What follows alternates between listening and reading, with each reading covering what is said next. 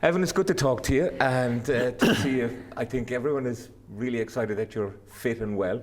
Tell me how the Roma situation came about and how you're enjoying it. How it came about? Yeah. I don't know, obviously a tough end to last season. And I had to think back, and I sort of said I wanted to go away and try something new. Because I've been in England in 4 or 5 years then, so I said I just want to go out and try something new. And Roma came about, and it's hard to say no to a club like that. It's a huge club. It has a worldwide fan base.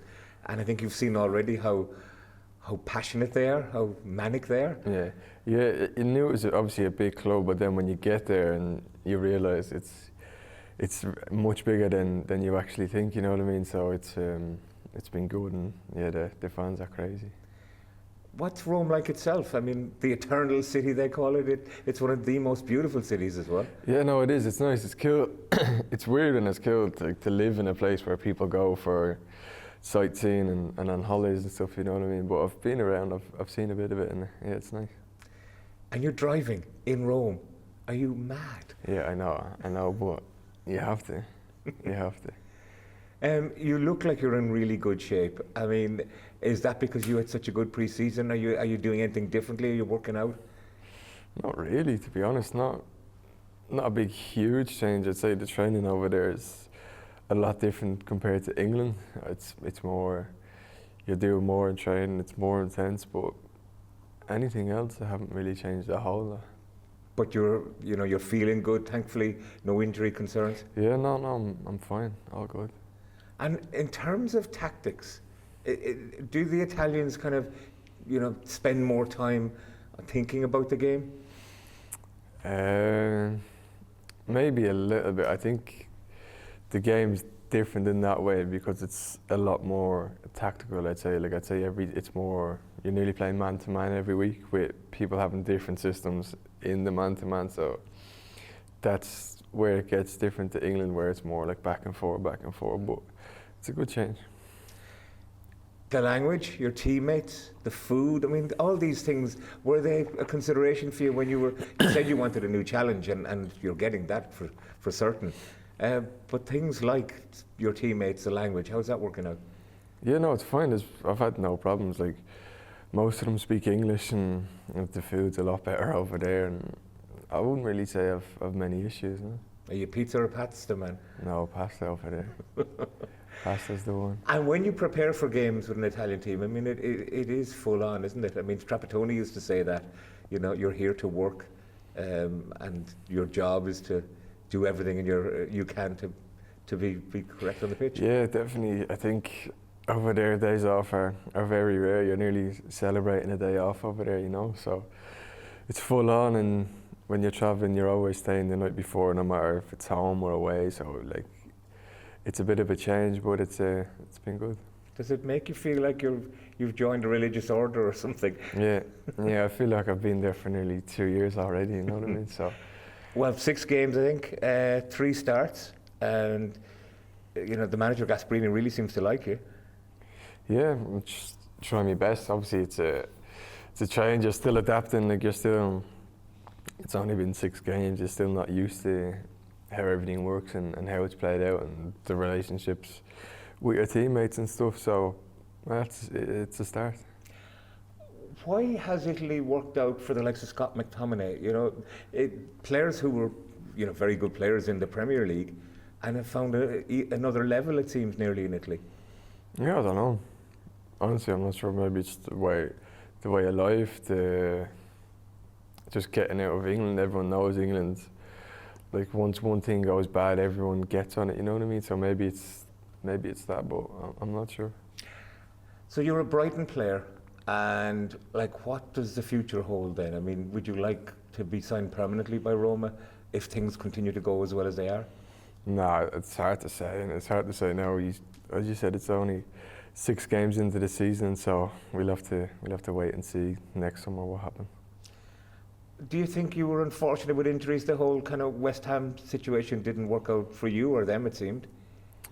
Yeah, well, last season I only sort of had some at the start coming back, and then West Ham I I didn't have any issues, no, but obviously just didn't work out. And how did that make you feel? Well, it's frustrating because I wanted to get out, just go out and play games, and when from the outside it looked like everything was perfect to go and play games and stuff, and then the way it didn't, it was it's frustrating. How do you deal with that? You can't really do much. And have your summer holiday, enjoy, do a bit of training, and try to come back as fresh as you can. Because you've been in the football industry, if you want to call it that, for a long time, and you're still only 20 years of age. Yeah, I know. Yeah, so it's a strange old industry, all right. Yeah. For Ireland, I mean, the country is thrilled. It's watching Evan Ferguson play for Roma, and worried about, if you turn in an ankle. I mean, the country is really behind you, and you're so important to Ireland already. Do you feel that? Sometimes, in a way, like without putting too much pressure on yourself. I think we just have to concentrate on what we can and the games coming up. I don't think it's ever going to be one individual or two or three individuals that are going to change everything. You know what I mean? I think it's everyone coming together as one. Well, with the news that Troy Parrott is available for selection as well, that's positive. Yeah, of course. I think the more players that we have fit, especially down the attacking ways, it's a better chance we have of winning the game. Let me take you back to, for a start, your debut for Ireland. I mean, you came on late. I think that was the game against Norway. But how did it feel? I mean, to be a senior Ireland international. Yeah, I think as a kid, everyone's dream is to play for Ireland, and obviously going to the games, watching the games, and then you come on and it's you're the one that's going out, and people are going there to watch you. The kids are going to watch you. So it's an unbelievable feeling, and you wish you could do it again. You know, I mean, I was the first one again. What did your dad say to you? I don't remember. Are you sure? Yeah, I don't remember. Well, he never said that much to you, did he? Like, no, he's never. A lot of parents can be a lot more pushy. Yeah, never really a big talker. He probably didn't say that now, to be honest, thinking about it. So, no, I don't know. Well, your mum and dad must have been so proud. Yeah, of course, of course. Well, take me back even to the famous Bohemians game, at 14 years of age. You seem to take it all in your stride. Yeah, I think it's because it was so not unexpected, but no one really would have thought back there. It's more common now, younger players in Ireland playing, but I think back then it was sort of one of the first to play, and then at such a young age. It was obviously new to me, new to other people, and there was a bit of stuff in the media, obviously backlash, people being so young, but I think now if you look back on it, people don't really have a whole lot to say because I've done well and I've gone away and stuff. So yeah, it was a bit of a mad time, and then you go back to school, and so it was a bad. Do you keep an eye on situations at home, the likes of Michael Noonan, scoring in Europe and going back home to go to school the next day, or Victor Osimhen going to Arsenal, or Mason Mealy going to Tottenham? Those players who were staying home a little bit longer than you did. Yeah, you see bits here and there. I think it's tough. I'd say if you ask them, they'd want to go away as quick as you can, because I think for like my example, if I moved away at 18, you're already missing kind of half of what you've done already, you know what I mean? So I think it's a hard one, but obviously the situation, you can't really do a whole lot, so you just have to do what you can back home until you have the opportunity.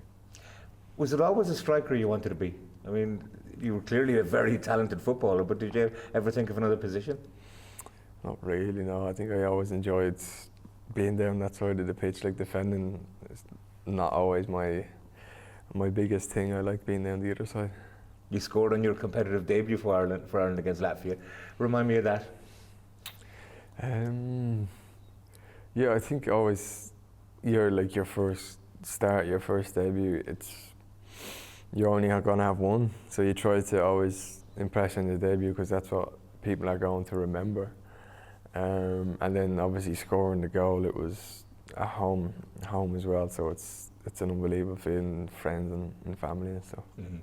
And like, do you still get a chance to hang out with your friends from school and that when you get home? I mean, Yeah, so when I go back home, yeah, obviously when we stay in the hotel or whatever, they come up and we have a chat or whatever, and some of them fly over and stuff. So yeah, I do. you've continued to score for Ireland, and I'm delighted to say, you know, goals against Gibraltar, Finland, Bulgaria, and the recent goals in the last window, the one against Hungary in particular. You kind of took the game by the scruff of the neck there. Yeah, you tried your best. I think obviously it wasn't a great start to the game. I think we can all agree on that. But at half time, we came in and said, what else we got to lose? Like, we're going to have to do something. And obviously in that position, when you play higher up the pitch, you always have the chance to try and change the game. And you always think to yourself, why not let it be you? You know what I mean? So you just try and. But you came very deep for that one. Yeah, of course. But you just try and do your best and help the team out. Which strikers do you admire? I mean, going deep like that reminds me of Harry Kane. Yeah, of course. I would have looked at him, and then especially when I got to play against him or watch them in the games and stuff, it's different in real life. But he'd definitely be one that I look, especially now, and when you see, because a lot of strikers get into that rhythm, like sort of 27 to like 30 and stuff. You know what I mean? So it's definitely one I'd look at. Mm. You're playing against Ronaldo tomorrow. He's only got 141 international goals. It's not bad, is it? No, it's not bad. He's definitely a goal scorer, and he still has like the quick and sharp movement and stuff, you know. So it's only one man at the end of the day, but we'll see. But like the way he's looked after himself at like 40 years of age, astonishing. Yeah, no, it is. It's obviously big credit to him and what he's done, and obviously his career's been unbelievable. Yeah. Any other strikers in particular that you would look at and try and learn from? Well, I think now you look at the Haaland, like, right now at this moment he's unstoppable. But there'll be a few. Cavani, he's one of the, I think he's underrated. Suarez, good striker. Aguero, you know, all the top strikers you'd have a look at. Mm. The game seems to be changing a bit as well. And when you mentioned Haaland, you know, the game has gone more direct, do you think? Maybe a little bit. Maybe it's because more people are doing the long throw-ins and stuff now these days, you know what I mean? So it makes it look that bit more direct, but yeah, maybe a little bit. Mm. That's going to be a weapon for us against Portugal. And we need to try and get a better performance. Obviously, you scored against Armenia as well, but it was a very disappointing performance and result. Do you think the team is ready to atone for that, to make up for it? I think so. I'd like. Obviously, we know it wasn't good enough, and obviously we heard and found out online from everyone their thoughts and opinions. But I think in camp we know ourselves that it's not good enough, and we came together and had a meeting on what we need to do and what we can't really do again. So we all just come together and put in a performance. Do you talk at meetings like that? Me personally? Mm-hmm. I wouldn't be the one to go and hand up first, you know what I mean? But I'd have a say and I'd have a bit of an input, but I wouldn't say I'd be the loudest. Mm-hmm. Because, you know, once again, thousands of Irish fans have made the trip to Lisbon, as they did to Armenia. Mm. I'm sure you don't want to let them down. No, of course not. You never do. And we always appreciate when the fans come over, and the sport especially, when they're probably losing a bit of hope and a bit of confidence in us. But as I said, we don't come here to lose games. We don't play for Ireland to lose games. We always want to win and do our best. So hopefully we put in a performance tomorrow and show up. Because for you and so many of your teammates, the possibility of qualifying again for a tournament would mean so much to the country. Yeah, of course, and especially when when I came in and we had lots of players that have played in the previous tournaments, and when they speak about it, it kind of makes you want to have the same feelings and the same stories that they had. You know what I mean? Because they said that there's nothing better. So I think that's the main objective. Well, as you say, you've 7 goals so far. Not a bad return considering injuries and all that. And another 1 or 2 over the next couple of games would be good. Do you have any kind of superstitions or anything before games now? Are you? No? No, not for me. Just take the game. Yeah, just get there and try and enjoy it. Well, we look forward to a good performance from you and your teammates. A result will be magnificent as well. And we wish you every success in your Roman adventure as well, because it does sound like a wonderful place to be right now. Thank you. Thanks very much. Best of luck to you, Evan. Cheers, Sam.